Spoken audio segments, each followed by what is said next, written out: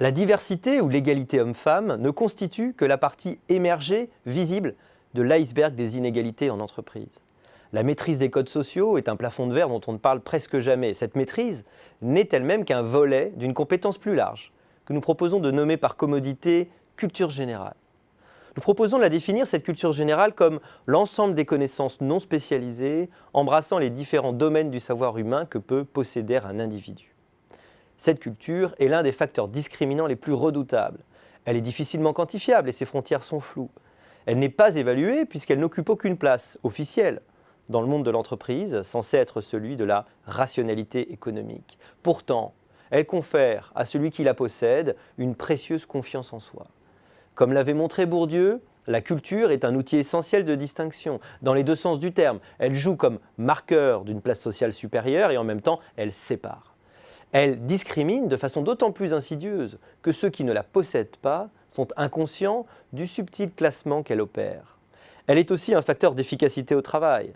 Connaître l'histoire des faits ou celle des idées philosophiques, posséder des notions de sociologie ou de psychologie par exemple, peuvent être des atouts dans la réflexion stratégique ou le savoir-faire managérial. De Gaulle ne disait-il pas « la culture générale est la véritable école du commandement ».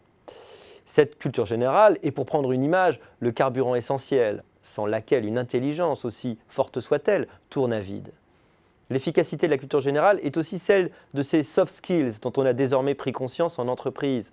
Posséder un savoir-être spécifique, être à l'aise et intéressant à l'oral lors d'un dîner avec un client, savoir débattre avec des interlocuteurs de haut niveau sont par exemple des qualités qui font toute la différence entre deux collaborateurs de même formation et de même expérience. Avec la digitalisation de la société, la culture générale va devenir plus cruciale que jamais. Préemptant toutes les tâches, mobilisant de simples capacités d'application, la robotisation n'épargnera que les emplois faisant appel à la création, l'inventivité et la plasticité, autant de compétences qui trouvent leur source dans la culture générale. Les différences de culture générale peuvent jouer dès l'entretien d'embauche. Par exemple, remarquer et commenter l'œuvre qui trône dans le bureau de son futur employeur. Essentiellement, il est vrai pour l'accès à des fonctions élevées de direction. On le sait, notre bagage culturel dépend du cadre socio-économique dans lequel nous évoluons et avons grandi. Soucieuses de démontrer qu'elles s'inscrivent dans une démarche d'équité, qu'elles sont conscientes de leurs responsabilités sociétales, les entreprises cherchent à remettre en question les différents plafonds de verre, empêchant la juste progression de leurs collaborateurs.